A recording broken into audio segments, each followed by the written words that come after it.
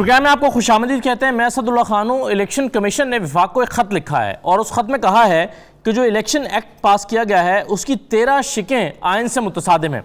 अब उसमें एक शिक पर यह एतराज़ उठाया गया है, यानी जो सीक्रेट बैलेटिंग है उसके बजाय ओपन बैलेटिंग का जो लफ्ज़ इस्तेमाल किया गया है उसकी बात हुई है। फिर आबादी के बजाय वोटर्स की बुनियाद पर हल्का बंदियों पर एतराज़ उठाया गया है और इसके अलावा कई ऐसे पॉइंट्स हैं जिसके बारे में इलेक्शन कमीशन का कहना यह है कि ये आइन से मुतसादिम है। वज़ीर आज़म के नोटिस में ये लाया जाए, ये मुतालबा किया है। अब मामला यह है कि अपोजिशन को सिर्फ इस पर नहीं, कुछ और चीज़ों पर भी एतराज़ है। मिसाल के तौर पर अपोजिशन को इलेक्ट्रॉनिक वोटिंग मशीन के इस्तेमाल पर भी तहफ़्फ़ुज़ात हैं और उनको लगता है कि इससे इलेक्शन जो साख है वो मुतासर होगी। अब किस बुनियाद पर होगी ये तो आज हम प्रोग्राम में बात करेंगे। दूसरा, ओवरसीज़ पाकिस्तानियों को वोट का हक दिलाने के हवाले से अपोजिशन का जो नुक्ता नज़र है वो मुख्तलिफ है। इस सिलसिले में आप एहसन इकबाल साहब का बयान तो सुन ही चुके हैं कुछ दिन पहले, जिसमें उन्होंने कहा था कि जी जो ओवरसीज़ पाकिस्तानी हैं उनको पाकिस्तान की सियासत के बारे में कुछ इल्म नहीं है। लेकिन ये सिर्फ यही नहीं है बल्कि और बहुत से ऐसे बारीक नुक्ते हैं इसमें जिसकी वजह से अपोजिशन मुखालफत कर रही है कि ओवरसीज़ पाकिस्तानियों को वोट का हक नहीं मिलना चाहिए। अब मामला यह है कि इस सारी सूरत हाल पर तमाम अपोजिशन एक बार फिर इकट्ठी हो गई है और अब ऑल पार्टीज कॉन्फ्रेंस बुलाने का ऐलान किया है शहबाज शरीफ साहब ने, जिससे इत्तफाक किया है अपोजिशन की बाकी पार्टीज ने बशमूल पाकिस्तान पीपल्स पार्टी। और इन सबको लगता है कि इलेक्शन एक्ट जो में तरामीम की गई हैं ये वाकई नामुनासिब हैं और इस पर इनके तहफ़्फ़ुज़ात हैं। तो एक तो आज प्रोग्राम में हम इस पर बात करेंगे कि दूसरे हिस्से में हम गुफ्तगू करेंगे नया पाकिस्तान हाउसिंग स्कीम के हवाले से। हुकूमत इस स्कीम के ज़रिए से क्या इनकलाबी तब्दीलियाँ लाने जा रही है? वो जो 50 लाख घर बनाने थे वो कितने बन पाए हैं? क्या तरीक़ाकार है? फिर कहा जाता है कि ये गरीब लोगों के लिए स्कीम आ रही है। इन गरीब लोगों को कर्जा कौन देगा, कैसे मिलेगा? ये गरीब लोग जो दिहाड़ीदार मजदूर हैं, जिनका कोई बैंक अकाउंट नहीं है, जिनकी कोई बैंक ट्रांजैक्शंस नहीं है, जो अपनी साख का इजहार नहीं कर सकते, इनको क्या बैंक कर्जा देंगे? तो बहुत सारी बारीक ऐसी बातें हैं जिसके बारे में या नुक्ते हैं जिसके बारे में आज प्रोग्राम में हम जानने की कोशिश करेंगे। ये दोनों मौज़ूआत आज हमारे प्रोग्राम का हिस्सा रहेंगे। आगाज़ करते हैं जी गुफ्तगू का इलेक्शन कमीशन का जो वफाक को ख़त इलेक्शन कमीशन की तरफ से लिखा गया है, यहाँ से बात शुरू करते हैं। हमारे साथ इस पर बात करने के लिए कुंवर दिलशाद साहब मौजूद हैं, साबिक secretary election commission. शिजा Fatima Khwaja हमारे साथ मौजूद है, मुस्लिम लीग नून की रहनुमा हैं, और ऑन अब्बास बपी मुझे ज्वाइन कर रहे हैं, पाकिस्तान तहरीक इंसाफ के रहनुमा हैं। मैं शिजा फातिमा साहब आपसे आगाज़ करना चाहूँगा और आगाज़ करूँगा ओवरसीज़ पाकिस्तानियों को वोट का हक दिलाने के हवाले से। ये पाकिस्तान तहरीक इंसाफ की ख्वाहिश थी और बाकी लोग भी समझते हैं, बाकी पार्टीज़ भी समझती हैं कि किसी ना किसी तरह से नुमाइंदगी तो बहरहाल मिलनी ही चाहिए। तो अगर तहरीक इंसाफ ओवरसीज़ पाकिस्तानियों को वोट का हक दिलाना चाहती है तो इस पर आपको एतराज़ क्या है? बिस्मिल्लाहिर्रहमानिर्रहीम। देखिए, बात यह है कि एतराज़ किसी को नहीं है ओवरसीज़ पाकिस्तानीज़ की वोटिंग का। हुआ ये था कि जो इलेक्शन एक्ट बना 2017 का, उसके अंदर बात हुई और वो बना था, अगर मैं आपको बात बता दूं, 119 मीटिंग्स के बाद और तमाम पॉलिटिकल पार्टीज़ के कंसेंसस के बाद। उसमें पीटीआई भी बैठती थी और एक कंसेंसस, क्योंकि हमारा ये मानना था कि जो इस तरह के लॉन्ग टर्म इम्प्लीकेशन वाली बिल्स होते हैं या लॉ होते हैं, उनको अगर आप कंसेंसस के बगैर ना बना लें तो वो उनकी इफादियत ही ख़त्म हो जाती है, उनका मकसद ही नहीं रहता। तो हमने 119 मीटिंग्स ओवर 3 इयर्स की electoral committee, election reform committee की, उसमें तमाम पार्टीज़ को बिठाया, सेटिस्फाई किया और ये बिल पास हुआ। उस इलेक्शन एक्ट 2017 में एक सेक्शन 94 था जो कि तमाम पार्टीज़ ने अग्री किया कि कमीशन जो है वो एक पायलट प्रोजेक्ट रन करेगा ओवरसीज़ पाकिस्तानीज़ के लिए बाय इलेक्शन में। उसके अंदर वो असर्टन करेगा कि उसकी टेक्निकल एफिकेसी होनी चाहिए, उसकी सीक्रेसी होनी चाहिए, उसकी सिक्योरिटी कैसे होगी, उसकी फाइनेंशियल फिजिबिलिटी क्या होगी। और वो जब बाय इलेक्शन में 1-2 में वो पायलट प्रोजेक्ट रन हो जाएगा तो उसका रिजल्ट गवर्नमेंट के पास आएगा, और जब वो रिजल्ट गवर्नमेंट के पास आएगा तो अगली असेंबली सेशन पे वो जो रिजल्ट है वो गवर्नमेंट जो है वो पार्लियामेंट को पेश करेगी, पार्लियामेंट उसके ऊपर सेटिस्फाई होगी, उसके बाद ये जो पूरा मैकेनिज्म है उसको हम रेगुलराइज कर देंगे। तो एक तरीक़ाकार है ना काम करने का। आप जरूर ओवरसीज देखें, हमारे बिल्कुल हमारी रेमिटेंस आती है, हमारा इतना काम चलता है, ओवरसीज पाकिस्तानी आखिर पाकिस्तानी है, हम उनको बिल्कुल डिसएनफ्रेंचाइज करना चाहते हैं। इसमें तासुर ये है कि चूंकि पाकिस्तान तहरीक इंसाफ की सपोर्ट ओवरसीज पाकिस्तान में सबसे ज़्यादा है, तो मुस्लिम लीग नून को खतरा यह है कि पाकिस्तान तहरीक इंसाफ ज़्यादा वोट ले जाएगी, इसलिए वो मुखालफत कर रही है इस बात की। ये एक परसेप्शन है और तहरीक इंसाफ का मानना भी है। इस पर आप क्या कहेंगी? परसेप्शंस आप जो मर्जी बनाते रहें, कहते रहें। आप, अगर मैं कोई लॉजिकली गलत बात कर रही हूँ तो आप मुझे जवाब दें। हमारे पास कोई फाइनेंशियल फिजिबिलिटी नहीं है, हमारे पास कोई टेक्निकली साउंड मैकेनिज्म नहीं है। पार्लियामेंट को जो है, अगर हमने तमाम पार्टीज के कंसेंसस से एक लॉ बनाया था, आप उसको चेंज करना चाह रहे हैं, आपको जल्दी क्या है? 2 साल इलेक्शन तो नहीं होने वाला ना। आप 6 महीने ही मीटिंग्स कर लें और उसके बाद सेटिस्फाई करके सबको, हर दूसरे दिन इस मुल्क में बाई इलेक्शन होता है, 29 जुलाई को फिर बाई इलेक्शन आ रहा है। आप पायलट प्रोजेक्ट्स 1-2 रन करें, देखिए उनकी फिजिबिलिटीज क्या निकल रही हैं, उसके बाद पार्लियामेंट के पास लेके आए, डिस्कशन करके पास कर दें। आखिर 2023 से पहले अगर आपको लगता है कि आप अपना टेन्योर मुकम्मल कर रहे हैं, अगर आपको जल्दी है, आप 6 महीने बाद हुकूमत से जाना चाहते हैं, वो एक अलग बात है, उसके बारे में हम कुछ नहीं कह सकते। लेकिन फिलहाल तो यही नजर आता है कि हमारे पास अगर 2 साल हैं तो हम उनको प्रॉपर प्रेजेंटेशन दें, एक तरीके से दें।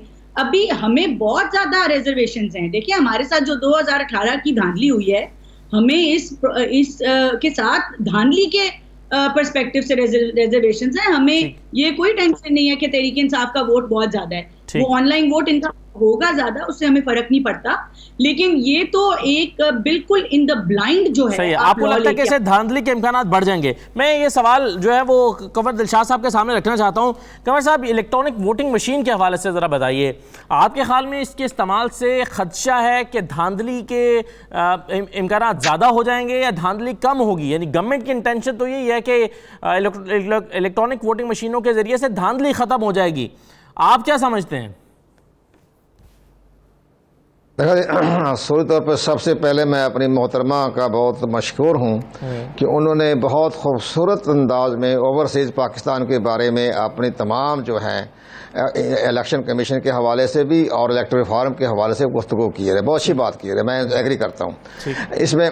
लेकिन सबसे नहीं, मैं ठीक है, वो तो एक हुआ था तजर्बा महारीपुर में, और उसमें 117 वोट आए थे हमारे ओवरसीज़ पाकिस्तानियों ने, और नादरा का सिस्टम नाकाम हो गया था।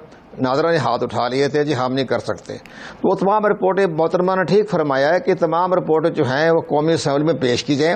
और वो इलेक्शन कमीशन ने भी यही कहा कि हमने 2-3 जगह तजर्बा करके देखा, तो नादरा ने भी कहा ये नामुमकिन है। तो ये रिपोर्टें कौमी असम्बली में बहस हो, ठीक हमारी मोहतरमा ने बात की है। ये अब हम आगे चलते हैं।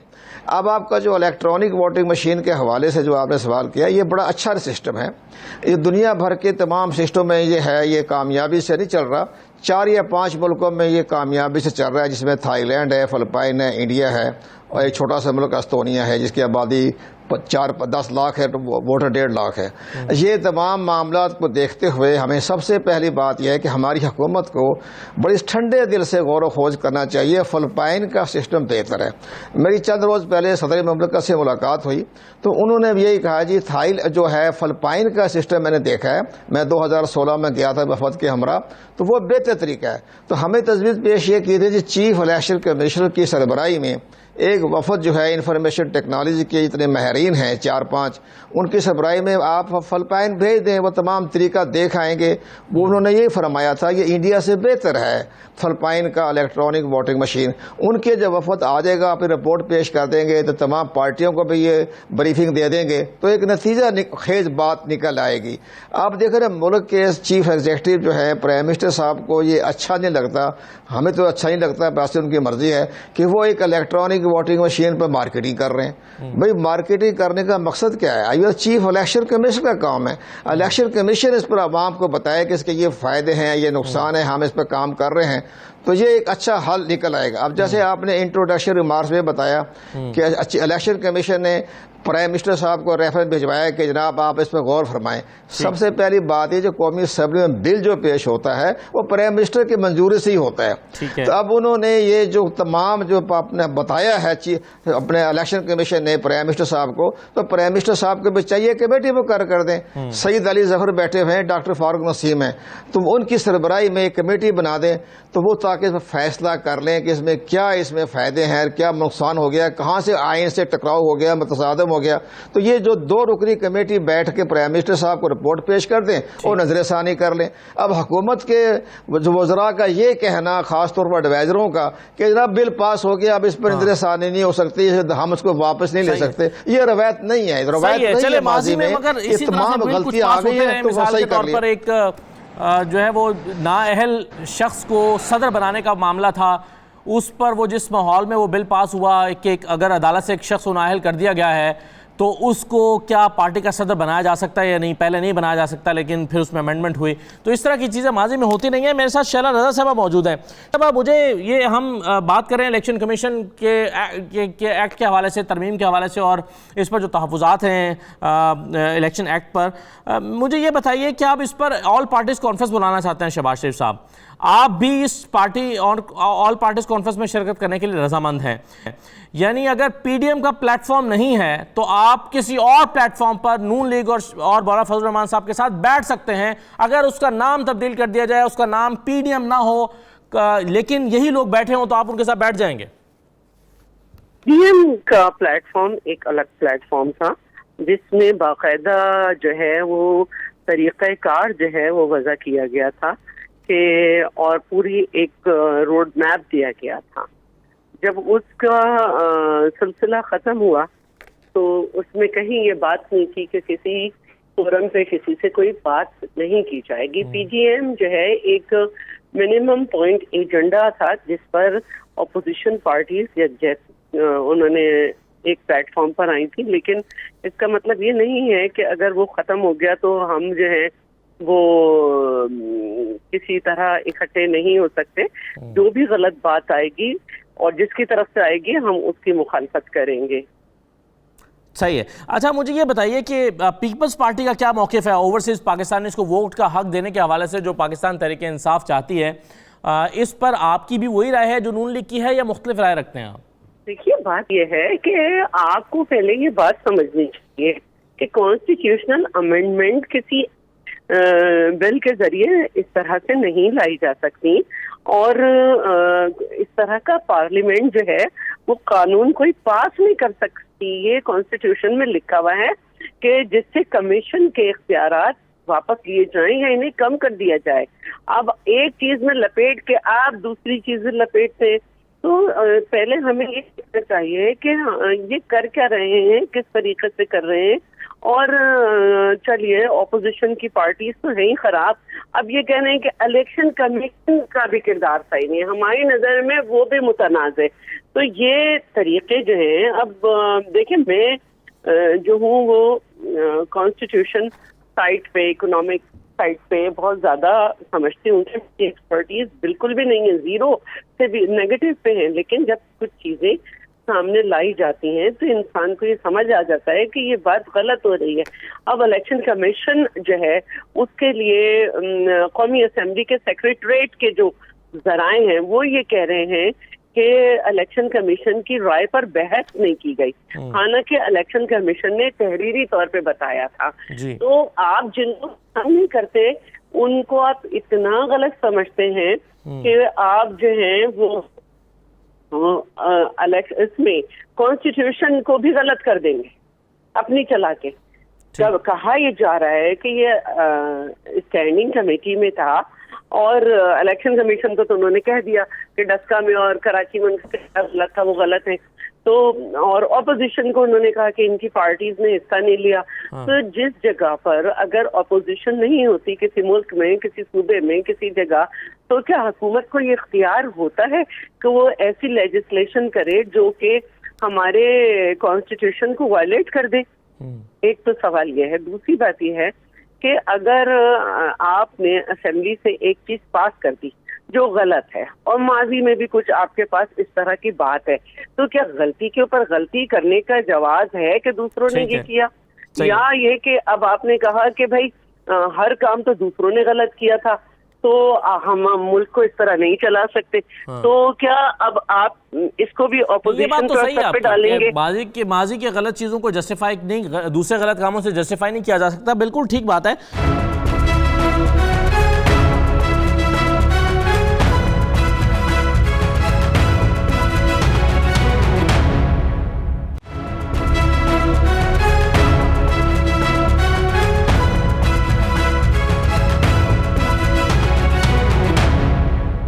हर मामले में हम शिजा साहबा देखते हैं ना कि धांधली का शोर मचता है। जहाँ डस्का पे भी शोर मचा, कराची के इलेक्शन में भी आप लोगों को एतराज़ था कि यहाँ पर धांधली हो गई है।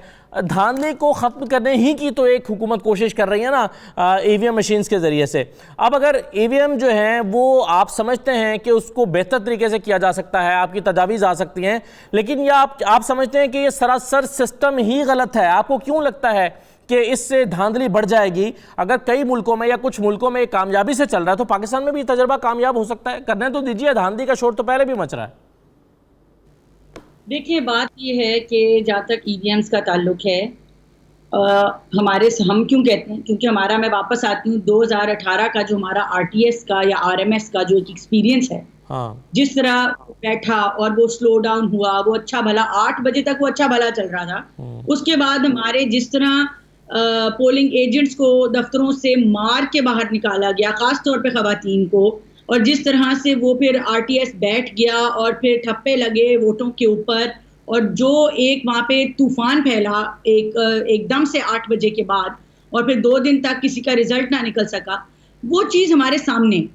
और ये तो एक इलेक्ट्रॉनिक वोटिंग मशीन है। ये हर मशीन जो है आपको हर कॉन्स्टिट्यूएंसी के लिए अलग बनानी पड़ेगी, क्योंकि उसमें आपको उसका इलेक्टोरल रोल रजिस्टर करना पड़ेगा। इसकी बहुत बड़ी फाइनेंशियल कॉस्ट है, सबसे पहली बात। दूसरी बात ये है कि जहां तक इसकी धांधली का मामला है, it is susceptible to cyber crime. Cyber policing हमारी इतनी स्ट्रांग नहीं है कि हम उसको प्रोटेक्शन दे सकें। हमें बिल्कुल खदशात हैं कि इसको जो है वो मिसयूज किया जा सकता है। इसके अंदर इलेक्टोरल वोट्स की लिस्टों को मिसयूज किया जा सकता है। इसके अंदर जो वोट कास्टिंग है उसकी फुल हैकिंग हो सकती है। इसके अंदर काउंटिंग की हैकिंग हो सकती है। जब तक हम इस सिस्टम से सेटिस्फाई नहीं होते, इसीलिए तो पायलट प्रोजेक्ट का एक हमने रखा था, एक प्रोविजन रखी थी कि एक पायलट प्रोजेक्ट आप रन कर दें। अब आपने खुद ही सुन लिया कंवर साहब के जरिए कि वो पायलट प्रोजेक्ट्स चुके हैं। एक सिस्टम है जिसमें नादरा और ईसीपी दोनों हाथ उठा चुके हैं। तो आप उस सिस्टम को एक जनरल इलेक्शन में किस तरह इम्प्लीमेंट कर सकते हैं? आप मुझे अंदाजा बताएं, आपके पास कोई फिजिबिलिटी है कि आप ये अपनी एम्बेसीज में किस तरह वोट कास्ट कराएंगे, किस तरह ईवीएम्स वहां पहुंचेंगी, उनकी साइबर सिक्योरिटी अक्रॉस कंट्री जो इंटरनेट गेट होते हैं उस पर आप किस तरह इंश्योर करें? हम किस तरह जो है वो सेटिस्फाई हो जाएं कि यहाँ जो रिजल्ट आ रहा है वो वही रिजल्ट होगा जो वोटर्स की मंशा के मुताबिक होगा। हमारा जो एक वोट की इज्जत का या सैंक्टिटी का जो हमारा एक जो हमारा नैरेटिव है कि हर शख्स जो वोट डाले कोई रिजल्ट बाहर निकले, ये पूरी चीज उससे कॉम्प्रोमाइज होती है। तो until and unless we are satisfied, कोई पायलट प्रोजेक्ट करें, ईवीएम्स जो हैं उनको उससे हम तमाम पार्टीज को कॉन्फिडेंस में लें, उनको कॉन्फिडेंस में ले कि इस तरह का जो है इतना बड़ा इलेक्टोरल बिल आप ला सकते हैं। द मेयर फैक्ट कि आप उसको बुलडोज करना चाह रहे हैं हमें आपकी मेल ऑफ आईडी शो करता है। और मैं आखिरी बात बता दूं जी, ये 2-3 को सामने रख के ना, ये ईवीएम वाला और ये ओवरसीज वाला, कि ये लोग तो चाहते ही नहीं कि ओवरसीज को मौका मिले। जो ये प्रोविजन इस एक्ट में ला रहे हैं, मैं आपको बताना शुरू करती हूँ। एक तो मैं सादा बताती हूँ, if I'm not wrong, I think it is clause 136, if I'm not wrong, or 131, उसके एक क्लॉज को वो रेट्रोस्पेक्टिव लेके जा रहे हैं 2017 पे, सिर्फ फैसल वाडा साहब को बचाने के लिए कि जो आपकी डुअल नेशनैलिटी है वो नॉमिनेशन के टाइम पे ना हो, स्क्रूटनी के टाइम पे आपने फॉरगो कर दियो। इसी तरह जो आर्टिकल 62-63 है वो नॉमिनेशन के टाइम पे बेशक आप पे लगाओ, लेकिन स्क्रूटनी के टाइम पे आप पे ना लगाओ। फैसल वाडा पर्सन स्पेसिफिक, और उस क्लॉज को रेट्रोस्पेक्टिव लिखा हुआ है नीचे कि ये क्लॉज जो है वो 2 अक्टूबर 2017 से जो है वो नाफिज होगा। रेट्रोस्पेक्टिव लेजिस्लेशन आप कर ही नहीं सकते। आपने सारा इख्तियार जो है इलेक्टोरल रोल्स का वो आपने नादरा को दे दिया। नादरा जो कि फेडरल गवर्नमेंट के मातहत है, ना कि आपने ईसी के पास रहने दिया जो ऑटोनमस है। आपने डीलिमिटेशन कॉन्स्टिट्यूशन के खिलाफ जाके, कॉन्स्टिट्यूशन कहती है हर जो मेंबर है वो उसकी पॉपुलेशन की बेसिस के ऊपर उसकी हल्का होगा, लेकिन आपने उसके खिलाफ जाके उसको वोटर रजिस्ट्रेशन की बेसिस पे बहुत से वैलिड पॉइंट्स आपने रेस किए हैं शिजा फातिमा साहबा। अनफॉर्चुनेटली इन सारी बातों का जवाब देने के लिए हमारे पास पाकिस्तान तहरीक इंसाफ के जिन साहब ने वादा कर रखा था, और अब्बास भप्पी साहब ने कि वो इसको डिफेंड करेंगे, वो प्रोग्राम में मौजूद नहीं है। I don't know why. उन्होंने वादा किया था कि वो हमें ज्वाइन करेंगे और वो अब हमारे साथ मौजूद नहीं है और वो फ़ोन नहीं ले रहे हैं। मैं हैरान हूँ कि हुकूमत के इस तरह के लोग जो सेंसिबल लोगों में शुमार होता है, अब्बास भप्पी साहब का, उन्हें वादा ही नहीं करना चाहिए था। अगर प्रोग्राम में नहीं आना था, कमिटमेंट ही नहीं करनी चाहिए थी। अगर आप कमिटमेंट कर लेते हैं और फिर आप प्रोग्राम से भाग जाते हैं तो फिर क्या जिम्मेदारी है आपकी, और क्या आप हुकूमत चलाएंगे, और क्या आप अपनी जिम्मेदारियों को परफॉर्म करेंगे। अनफॉर्चुनेटली इतने अहम मौजू पर बात करने के लिए अगर अब्बास भप्पी साहब हमें पहले से रिफ्यूज कर देते कि हमें प्रोग्राम में मैं शिरकत नहीं कर सकूंगा, तो हम किसी और से रिक्वेस्ट कर लेते। ये तो बहुत ही गैर जिम्मेदाराना बात है कि प्रोग्राम में आप एक मौजू पर बात करने के लिए कमिट करें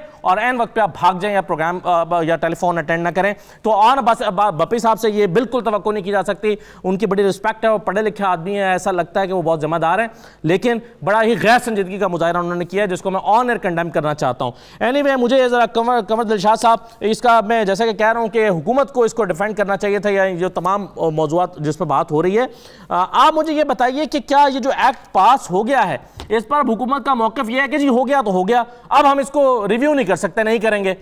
तो आपके ख्याल में ये रिव्यू पास होने के बाद हो सकता है, या बस हो गया तो हो गया? मैं एक बार फिर मिसेस शुजा फातिमा का बहुत ज़्यादा मशकूर हूँ कि वाक़या उन्होंने बड़ी समझदारी के साथ और खूबसूरत अंदाज में आपको सब कुछ बता दिया जो मैंने बताना था। लेकिन बहरहाल अब उनका एक सबसे बड़ी अहम बात यह है कि ये तो आपने जो इलेक्शन कमीशन ऑफ पाकिस्तान के रेफरेंस को आप किसी तरह से नज़रअंदाज नहीं कर सकते।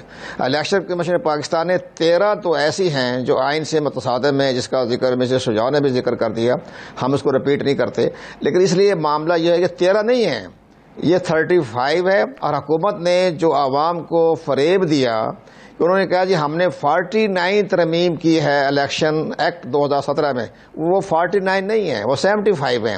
और ऐसी ऐसी बारीकियों के साथ उन्होंने इलेक्शन कमीशन के तमाम ढांचे को ही ज़मीन बोस कर दिया है। इलेक्शन कमीशन का तमाम इख्तियारात जो हैं वो सब जो हैं नादरा के हवाले कर दिए गए, और ऐसी ऐसी शिकें, तकरीबन 15 या 16 शिकें ऐसी हैं जो कि इलेक्टोरल रोल एक्ट में आती हैं, वो नादरा के हवाले कर दी। मुझे तो ख़तरा ये नज़र आ रहा है कि उसके अंदर कोई हसास तरीन जो हमारा इलेक्टोरल एक्ट की जो दिफा है वो उसकी जद में ना आ जाए। वो बड़ी हसास तरीन है वो हमारी, इसको हम यहाँ मैं जिक्र नहीं करना चाहता, मुल्क में बहुत बड़ा एक तूफ़ान बदतमीजी खड़ा हो जाएगा। तो लेकिन मैं ये चाह रहा था कि ये हुकूमत ने अब इलेक्शन कमीशन पाकिस्तान ने जो ख़त लिखा है, रेफरेंस भेजा है, उसकी रोशनी में इलेक्शन कमीशन के वो बड़ा अहम ख़त है। अगर हुकूमत ने इस पर नज़रसानी ना की और सेनेट में बिल पास हो गया तो फिर इलेक्शन के पाकिस्तान को ला मोहल्ला सुप्रीम कोर्ट ऑफ पाकिस्तान जाना पड़ेगा। वो चैलेंज कर देंगे कि जनाब ये तमाम दफात जो हैं आइन से मुतसादिम है, फवाद चौधरी साहब मेरे साथ मौजूद हैं, मौक़िफ़ आ जाए। फवाद चौधरी साहब बहुत शुक्रिया। प्रोग्राम में बात हो रही है इलेक्ट्रॉनिक वोटिंग मशीन्स के हवाले से, ओवरसीज़ पाकिस्तानियों को वोट का हक दिलवाने के हवाले से, और प्लस ये कि इलेक्शन कमीशन ने जो एक ख़त लिख दिया विफाक को और कह रहे हैं कि 13 जो शिकें हैं वो आइन से मुतसादिम है। फवाद चौधरी साहब, क्या रिव्यू हो सकता है ये, या बस एक्ट पास हो गया तो हो गया? पहली तो बात ये समझने की है कि इलेक्शन कमीशन जो है वो एग्जीक्यूशन का इदारा है, वो कानून बनाने का इदारा नहीं है, ना ही पॉलिसी बनाने का इदारा है। सो पार्लियामान जो है वो सुप्रीम इदारा है, और पाकिस्तान में तमाम जो फैसले हैं वो पार्लियामेंट ने करने हैं, और इसलिए इलेक्शन कमीशन हो, अदालतें हो, तमाम इदारों को जो पार्लियामान है उसका एहतराम करके चलना चाहिए। दूसरी बात यह है कि ये जो 13 नुकाती जो पॉइंट जो इलेक्शन कमीशन ने दिए हैं उनमें कोई ऐसी वैसे कोई चीज नहीं है कि जिससे को वो सिर्फ ये कह रहे हैं कि फलानी शिक अगर फलाने कानून के नीचे हो तो बेहतर है, और फलानी शिक फलाने के नीचे हो तो बेहतर है। उसको नजरसानी सेनेट में भी हो सकती है। हाँ नहीं, लेकिन उसमें उन्होंने ये कहा कि जो सीक्रेट की बजाय आपने ओपन बैलेटिंग का लफ्ज इस्तेमाल किया, ये सुप्रीम कोर्ट के फैसले की भी खिलाफ वर्जी है। कहीं पे ओपन सीक्रेट का इशू नहीं है, जो ओपन बैलेट है वो तो कॉन्स्टिट्यूशनल अमेंडमेंट है। आर्टिकल जो हमने जो कहा है कि जो सेनेट का इलेक्शन ओपन बैलेट से कराना चाहिए, उसकी तो कॉन्स्टिट्यूशनल अमेंडमेंट जो है वो मूव की हुई है, और उस पर कॉन्स्टिट्यूशनल अमेंडमेंट हो जाएगी। और जहां तक अभी है कि हम तो समझते हैं कि सुप्रीम कोर्ट ने इलेक्शन कमीशन का बुनियादी काम ये है शफाफ इलेक्शन कराना, जिस पे तमाम फ्रीकैन जो है उनका एतबार हो। मसला ये आ रहा है कि इलेक्शन कमीशन अभी तक अपना इस किरदार में उतना कामयाब दिखाई नहीं देता। जो भी इलेक्शन हारता है वो कह देता है इलेक्शन साफ नहीं हुआ। तो इलेक्शन कमीशन को तो असल में आगे बढ़ के हुकूमत की मदद करनी चाहिए और आगे मिलकर चलना चाहिए कि कैसे हम इलेक्शन शफाफ बनाएं। अगर और तजावीज़ हैं तो वो दे दें, उसको इम्प्लीमेंट कर लेंगे। फवाद चौधरी साहब, एक ऑपोजिशन का एतराज़ ये है कि आपने जिस अंदाज में एक्ट पास किया है, ऑपोजिशन को आपने ऑन बोर्ड नहीं लिया, उनसे मुशावरत नहीं की, बहुत जल्दबाजी में किया है। इलेक्शन में भी 2 साल पड़े हैं, इस पर मजीद आप टाइम ले सकते थे, मजीद चीज़ों को बेहतर किया जा सकता था। और अब ऑपोजिशन की एक ऑल पार्टीज कॉन्फ्रेंस भी होने जा रही है, तो आप नहीं समझते कि ऑपोजिशन की तजावीज़ लेकर ज़्यादा बेहतर तरीके से खुश उसलूबी के साथ ये अमल किया जा सकता था? लेकिन ये तो पोजीशन जो मर्जी कहती रहे, आपको अपनी रिसर्च करनी चाहिए ताकि आप जब सवाल करें तो आपके पास पूरी जो है वो मालूमात होनी चाहिए। पहली बात तो यह कि अक्टूबर पिछले साल से ये बिल असेंबली में पड़ा हुआ, तो आपके ख्याल में अभी तकरीबन जो है वो 10 महीने काफी नहीं है कि उसके ऊपर हम आगे बढ़े? और अगर अपोजिशन बढ़ने में इंटरेस्टेड नहीं है तो क्या हमें इस्लाहात करनी नहीं चाहिए? अब सवाल ये पैदा होता है कि अगर अपोजिशन बिल पढ़ने को ही तैयार नहीं है, अपनी मुतबादल तजावीज़ देने को ही तैयार नहीं है, तो क्या पाकिस्तान को रुक जाना चाहिए और एक स्टैंड स्टिल हो जाना चाहिए? जाहिर है हम इसको मुनासिब नहीं समझते। अब भी वो बिल जो है वो सेनेट में है, अपोजिशन को चाहिए कि अपनी जो तजावीज़ है वो पेश करे और उनमें से जो बेहतर होंगी उनके मुताबिक हम अमल कर लें। चलें, ये तो बहुत अच्छा होगा। बहुत शुक्रिया आपका फवाद चौधरी साहब और दिलशाद साहब हमारे साथ प्रोग्राम में शिरकत करने के लिए। शहराज साहब आपका भी शुक्रिया। शिजा फातिमा हमारे साथ मौजूद रहेंगे। एक ब्रेक लेते हैं, ब्रेक के बाद ज़रा नया पाकिस्तान हाउसिंग स्कीम के हवाले से बात करते हैं। क्या वाकई इसमें गरीबों को कुछ रिलीफ मिल रहा है? क्या वाकई 50 लाख घर बनने जा रहे हैं? अब तक कितने बन चुके हैं? बहुत सारे सवाल हैं जो सवाल से पूछ रहे हैं। एक ब्रेक लेते हैं जी, ब्रेक के बाद वापस आते हैं।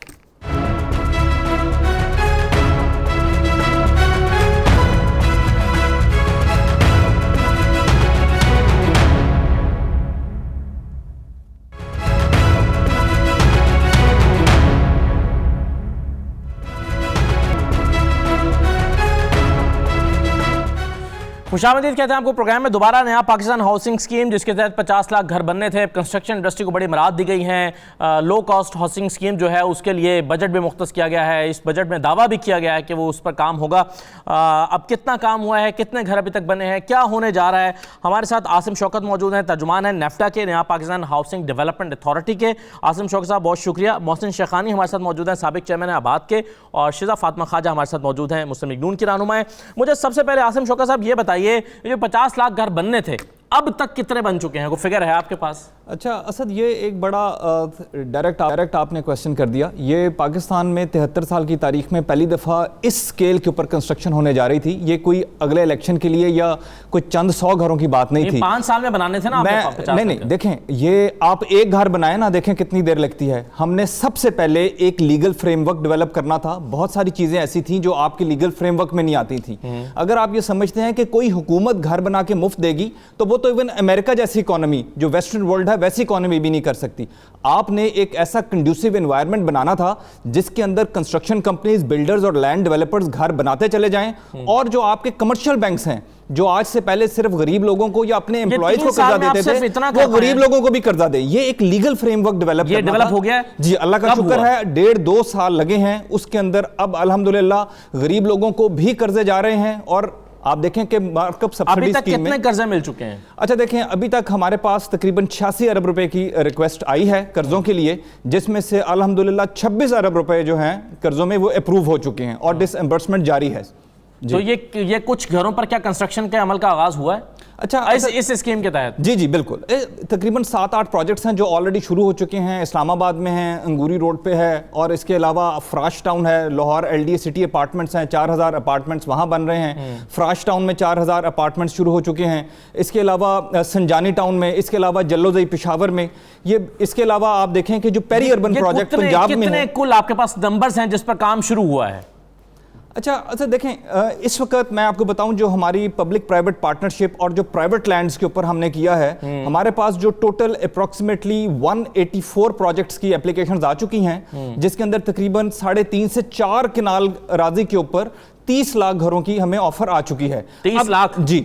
अब देखें, हमने अवाम को घर देने हैं, जो हमारी जिम्मेदारी है। अब ये ऐसे नहीं हो सकता कि आपने कहा मैंने घर बनाने और मैंने कहा बना दें। सबसे पहले जमीन को चेक करना, उसकी लिवेबिलिटी चेक करनी, उसकी वायबिलिटी चेक करनी, उसका टाइटल चेक करना, वहां पर लोगों के लिए किस किस्म की इसमें कितना अर्सा लगेगा? नहीं, ये प्रोसेस जारी है। अभी तक 48 जो एप्लीकेशंस हैं वो एक्सेप्ट हो चुकी हैं। अब एमओयू साइन होने हैं, कंसल्टेंट हायर होने हैं, वहां साइट मैप बनेगा और उसके बाद काम शुरू हो जाएगा। राइट, चले मैं इस पर मौक़िफ़ शिजा साहबा का लेने से पहले मोहसिन शेखानी साहब की माहिराना राय लेता हूं। मोहसिन शेखानी साहब, आप इस प्रोजेक्ट को किस तरह से देखते हैं? गवर्नमेंट पर ऑपोजिशन ये तनकीद करती है कि जिन्होंने 50 लाख घर बनाने थे, कहाँ हैं 50 लाख घर?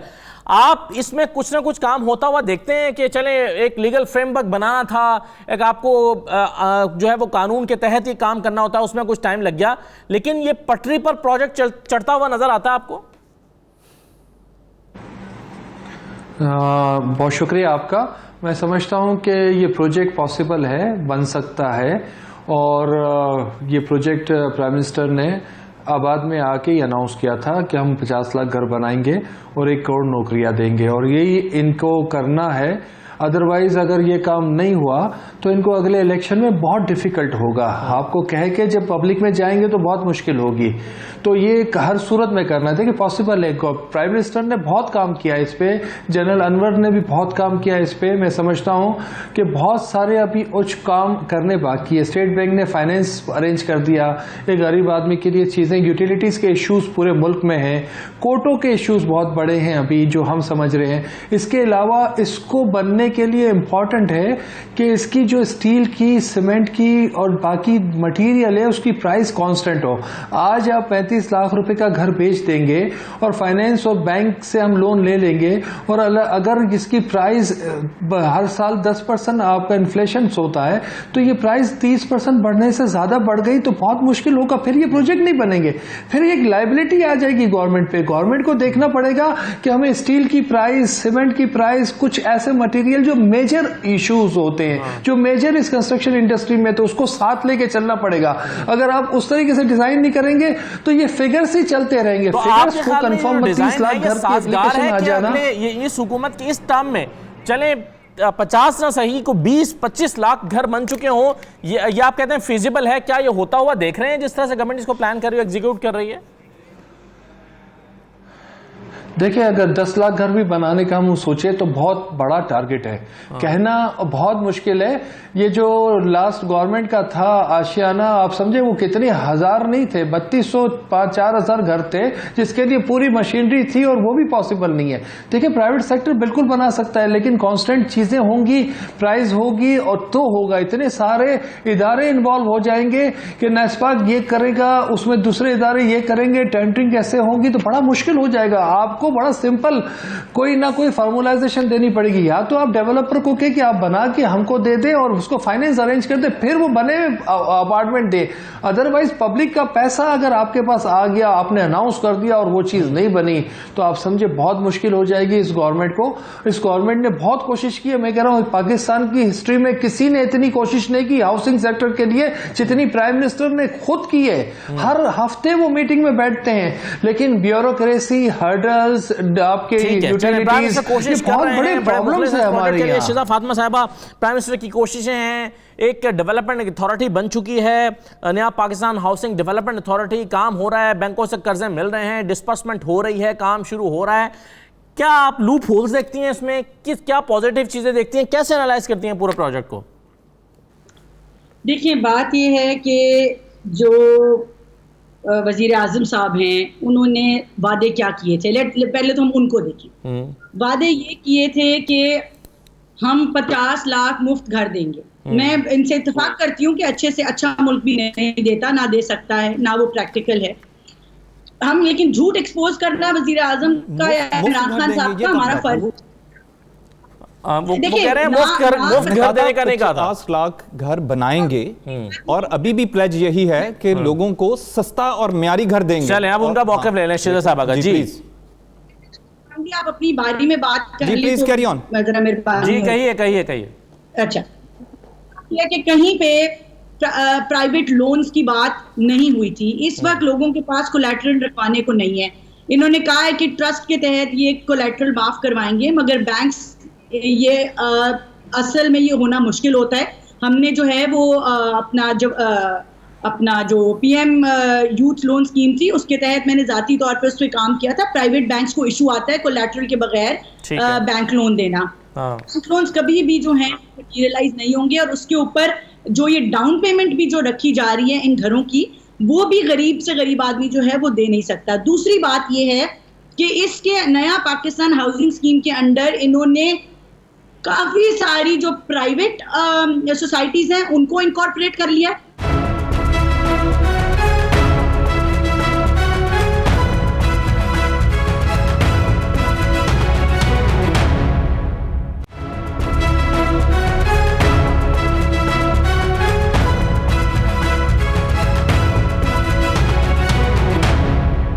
सबसे पहले तो ये बताइए आसिम साहब कि बैंक्स लोन देते हुए इतनी छान फटक करते हैं, एक आम आदमी और एक आम दिहाड़ीदार मजदूर, आप गरीब आदमी की बात करते हैं ना, उसके पास कोई बैंक स्टेटमेंट नहीं है, इवन उसका बैंक अकाउंट भी नहीं है, उसको बैंक कैसे कर्जा देगा? क्या उसको बैंक कर्जा देगा? अच्छा, बहुत शुक्रिया सर, ये बड़ा आपका वैलिड क्वेश्चन था, लेकिन मैं अपनी बहन के सवाल का एक जवाब दे दूं। उन्होंने कहा कि नया पाकिस्तान के लिए बैंक्स कोलैटरल मांगता है। देखें, पाकिस्तान की 73 साल तारीख में पहली दफा मॉर्गेज का कानून मुतारिफ कराया गया है। इसका मतलब यह है कि आपने कोलेट्रल नहीं देना, जिस घर में आप रह रहे होते हैं वही घर बैंक के नाम मॉर्गेज होता है। और इस प्रोजेक्ट की खूबसूरती यह है कि जब आप अपने घर में शिफ्ट हो जाएंगे तब आप सब्सिडाइज मार्कअप पे पहले साल 3% और अगले 5 साल 5% के ऊपर किस्त देना उस वक्त शुरू करेंगे जब आप अपने घर में शिफ्ट हो जाएंगे। कोई कोलेट्रल नहीं है, वो घर ही मॉर्गेज होगा और वो 5 साल 10 साल या 20 साल के बाद आप घर रिलीज करवा के अपने नाम करवा लेंगे। पहली चीज तो ये गलतफहमी दूर कर दें कि अपना घर के लिए कोई कोलेट्रल देना है। ये मॉर्गेज का कानून पाकिस्तान में पहली दफा अल्हम्दुलिल्लाह मुतारिफ कराया है। जो अभी मैंने कानून साजी की बात की। मजदूर दिहाड़ीदार आदमी भी इसके लिए क्वालिफाई कर सकता है। अच्छा, ये अब दूसरा सवाल आ गया। ठीक है, अब देखें, जो बैंक है ना वो एक कमर्शियल ऑर्गेनाइजेशन है और वो अपने सरमाए का तहफ़्फ़ुज़ चाहती है। 1.5 से 2 साल लगे बैंकों को ये कॉन्फिडेंस देने के लिए कि आप गरीब आदमी को भी कर्जा दें। आप पिछली हिस्ट्री देखें कि बैंक तो या अपने एम्प्लॉइज को कर्जा देता था या अमीर आदमी को कर्जा देता था, लेकिन अब वो तमाम, फॉर एग्जांपल फोरक्लोजर लॉ आपके मुल्क में इफेक्टिव नहीं था, उसको इफेक्टिव किया है। अब मैं आपके क्वेश्चन की तरफ आता हूं, क्योंकि ये एक बड़ा वैलिड क्वेश्चन है। गरीब आदमी, बहुत सारे ऐसे लोग हैं जो शायद सैलरीड क्लास को बिलोंग नहीं करते, कोई डॉक्यूमेंटेड उनकी इनकम नहीं है, लेकिन वो रोजाना कुछ ना कुछ इनकम अर्न जरूर करते हैं और वो कुछ कमाते भी हैं और वो घर भी बनाना चाहते हैं। उसके लिए प्राइम मिनिस्टर इमरान खान साहब का बड़ा कंसर्न था कि ऐसे लोगों को लूप में लाया जाए। इसके लिए 2 चीजें की गई। पहले तो बैंक्स को स्टेट बैंक ऑफ पाकिस्तान और नेफ्डा ने मिलकर एक फॉर्मूला डिवाइस किया जिसको कहते हैं proxy and asset system. Proxy क्या है? फॉर एग्जांपल कि आप रेगुलरली अपना टेलीकॉम चार्ज करते हैं, टेलीकॉम पॉपअप करते हैं, उससे अंदाजा किया जा सकता है कि आप कितना कमाते हैं। फॉर एग्जांपल अगर आप किराए के घर में रहते हैं तो आप अपने घर का किराया देते हैं। फॉर एग्जांपल अगर आप यूटिलिटी बिल्स दे रहे हैं तो आपके बिल्स को जज किया जा सकता है। फॉर एग्जांपल अगर आपके 2-3 बच्चे किसी स्कूल में पढ़ रहे हैं तो आपके बच्चों की स्कूलों की फीस को देखा जा सकता है। पैरामीटर्स हैं। ये पैरामीटर्स हैं। मुझे ये बताइए, जो प्राइवेट हाउसिंग स्कीम्स को आपने अपना नंबर पूरा करने के लिए उनको बीच में इनकॉर्पोरेट कर लिया, जैसे शिजा साहब कह रही है, ये तो एक जालसाजी है। अच्छा, मैं उस तरफ आता हूं, मैं पहले वो कंप्लीट कर दूं। दूसरा तरीका ये है, देखें, इससे पहले 3 टीयर्स डिफाइन किए गए थे, अब एक टीयर 0 डिफाइन किया गया है जिसमें माइक्रो फाइनेंस बैंक्स को इंक्लूड किया गया है, क्योंकि उनकी रीच जो है वो लो इनकम जो तबका है उसमें बहुत ज्यादा होती है और वो पिछले कई सालों से लो इनकम तबके में काम कर रहे हैं और उनको डील करना भी आता है। उनको किया गया है जो कि 20 लाख तक आपको कर्जा आसान शराइत पे दे देते हैं ताकि गरीब आदमी जो है वो भी माइक्रो फाइनेंस बैंक से फायदा उठा सके। अब आ जाएं आपकी ये जो प्राइवेट हाउसिंग स्कीम की है, देखें, ये बल्कि उल्ट है। प्राइवेट हाउसिंग स्कीम्स जो हैं वो बहुत ज़्यादा हमें क्या कहते हैं एंगेज कर रही हैं, राब्ता करने की कोशिश कर रही हैं कि उनकी स्कीम्स को बीच में शामिल किया जाए और अगर कोई छोटा मोटा उनमें प्रॉब्लम है उसको दूर किया जाए। लेकिन ये एक बड़ी जिम्मेदारी का काम है। नेफ्डा इसके ऊपर बड़ा प्रिंसिपल स्टैंस ले चुका है कि कोई प्राइवेट हाउसिंग स्कीम जो है बनती हुई उसको हम नया घर स्कीम में शामिल नहीं करेंगे। G13 की मिसाल नए प्रोजेक्ट्स जो आ रहे हैं, नहीं वो प्राइवेट की उन्होंने मिसाल नहीं दी है, जो नए प्रोजेक्ट्स आ रहे हैं उसके अंदर ऐसे हो सकता है कि वो नेफ्डा के साथ रजिस्टर हो, उसके अंदर 40%, अगर आपने 100 घर बनाने की स्कीम है और आप कहते हैं जी 40 घर जो है हम गरीब आदमियों के लिए लो कॉस्ट हाउसिंग यूनिट बनाएंगे, इसका जवाब आप ले लीजिए। शीजा साहबा से और फिर शीजा साहबा, अब वो आपका तो वो तहफ़्फ़ुज़ात जो थे, और जाहिर है वो बहुत लोग सारे लोगों के जहन में सवाल था कि बैंक इनको कर्जा क्यों देगा, तो बैंक जो है वो मॉर्गेज सिस्टम के तहत चलेगा जो पाकिस्तान में पहली दफ़ा कानून मुतारिफ कराया गया। आप इससे कन्विंस्ड हैं इस जवाब से? वो तो अपनी एडवर्टाइजमेंट इसी तरह ही कर रहे हैं कि वो नया पाकिस्तान हाउसिंग स्कीम के अंडर बना रहे हैं, या तो उनको जाके पकड़ लें और चैलेंज कर दें, और या फिर ये हमें बता दें कि किस तरह हो रहा है। इसी तरह मुतअद्दिद प्राइवेट हाउसिंग सोसाइटीज हैं जो अपने आप को नया Pakistan low cost housing scheme के अंडर जो है वो शो कर रही हैं, क्योंकि उनको रिबेट मिल रहा है। देखें, इस मुल्क के अंदर आपके ख्याल में करप्शन हो रही है? नहीं, वो 40% अगर देंगे तो तब उनको रिबेट मिलेगा, और उन्हें 40% घरों के लिए मिलेगा। मेरी बात मुकम्मल होने दें, आपने बोल लिया है अपनी बात। जी जी बोलिए। देखिए, बात ये है कि इस मुल्क के अंदर इस वक्त जो कंस्ट्रक्शन और रियल एस्टेट के अंदर पाकिस्तान की 70 साल तारीख का एनआरओ दिया गया है ब्लैक मनी को, कोई मैं आपको बताऊं, रियल एस्टेट वाले जो हैं वो ये एडवर्टाइजमेंट SMS कर रहे हैं अपना ब्लैक मनी वाइट करें, कोई आपसे सोर्स नहीं पूछी जाएगी। अगर आप जमीन खरीदेंगे, अगर आप कंस्ट्रक्शन करेंगे, कोई आपके ऊपर टैक्स की माफी है। आपने जितना ब्लैक मनी वाइट करने का ये माफिया जो है उसको ये एनआरओ दिया है, ये पाकिस्तान की हिस्ट्री में कभी नहीं किसी ने दिया। मोहसिन शेखानी साहब, ब्लैक मनी को बहुत बड़ा एनआरओ दिया गया, शीजा साहबा कह रही हैं। मैं नहीं समझता, एनआरओ तो हर गवर्नमेंट ने दिया है, और एनआरओ हर गवर्नमेंट एमएनएसटी देती है और देती रही है। क्यों दे रही है? कि हमारे यहाँ ब्लैक मनी है, अगर ब्लैक मनी ना होती तो एनआरओ देने की क्या जरूरत है। ये सब लोगों ने दिया है, हर गवर्नमेंट ने दिया है, हर गवर्नमेंट चाहती है कि ब्लैक मनी अकाउंट में आ जाए, आपकी इकोनॉमी में आ जाए, और ये भी यही चाहते हैं। और ये इससे ये होता है कि आपकी कंस्ट्रक्शन इंडस्ट्री चलती है तो एलाइड इंडस्ट्री चलती है, और बिल्डर्स के लिए नहीं, ये एक आम आदमियों के लिए है। तो मैं समझता हूं कि ऐसा इश्यूज नहीं है, ये एक मुल्क की इकोनॉमी की बात है कि पॉलिटिकली चीजें सिर्फ पॉलिटिकल उसमें ले जाएंगे तो मुश्किल हो जाएगी। आप कह रहे हैं कि एनआरओ नहीं है। बहुत शुक्रिया आसिम शौकत साहब, मोहसिन शेखानी साहब, शीजा फातिमा साहब प्रोग्राम में शिरकत करने के लिए। इजाजत दीजिए, अल्लाह हाफिज।